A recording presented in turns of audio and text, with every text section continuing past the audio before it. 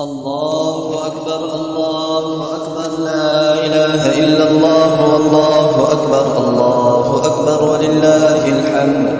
الحمد لله سبحان من نور قلوب العارفين بسراج الهداية والفرقان، وشرح صدور الصائمين بنور المغفرة والإيمان، وأكرم عباده المؤمنين بصيام شهر رمضان.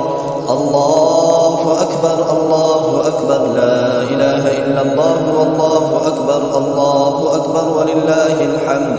سبحان من فتح لهم من أبواب الرحمة والرضوان، ووعدهم بدخول باب من أبواب الجنان، كما أخبرنا سيدنا نبي آخر الزمان: إن في الجنة بابا يقال له الريان، لا يدخله إلا الصائمون شهر رمضان. الله أكبر الله أكبر لا إله إلا الله والله أكبر الله أكبر ولله الحمد. سبحان من أنزل من القرآن على نبينا في أشرف ليلة من ليالي شهر رمضان، وجعل قيامها خيرا من قيام 1000 شهر بالعدل والإحسان، وأرسل فيها الملائكة لتبليغ سلامه على كافة أهل الحق والإيقان، وغفر لهم جميع الكبائر والعصيان.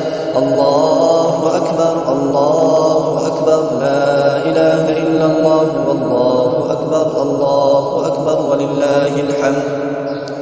والصلاة والسلام على خير الورى بدر الدجى نور الهدى رسول الثقلين نبي الحرمين إمام القبلتين شفيع الأمم في الدارين خاتم النبيين رسول رب العالمين وعلى آله وأصحابه أجمعين. أما بعد، فاعلموا أن يومكم هذا يوم عظيم جعله الله عيدا للمؤمنين وضيافة وغفرانا للصائمين.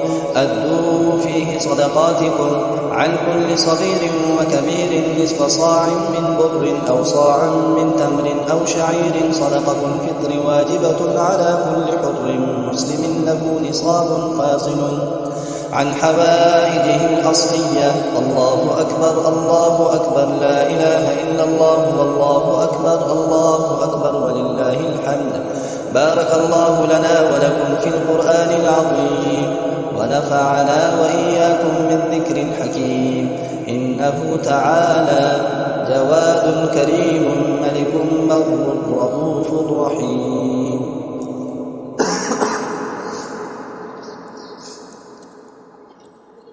الحمد لله وكفى وسلام على عباده الذين اصطفى، خصوصا على سيد الأولين والآخرين شفيع المسلمين وخاتم النبيين رسول الرحمة ونبي السلام وإمام الهدى محمد المصطفى والمجتبى، وعلى آله وأصحابه شموس الفضل وأعلام الهدى، وعلى من اهتدى بهديهم واستنى بسنتهم ونهج منهجهم ونحى نحوهم وترسم خطاءهم من الأئمة المجتهدين والمفسرين والمحدثين والعلماء الربانيين والمجاهدين إلى يوم الجزاء.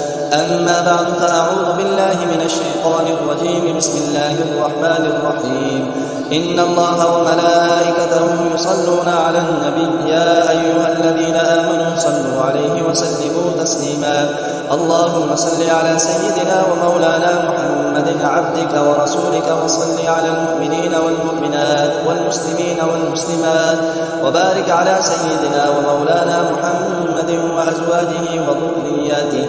قال النبي صلى الله عليه وسلم: أرحم أمتي بأمتي أبو بكر، وأشدهم في أمر الله عمر، وأصدقهم حياء عثمان، وأقضاهم علي، وفاطمة سيدة نساء أهل الجنة، وهمزة أسد الله وأسد رسوله رضوان الله تعالى عليهم أجمعين.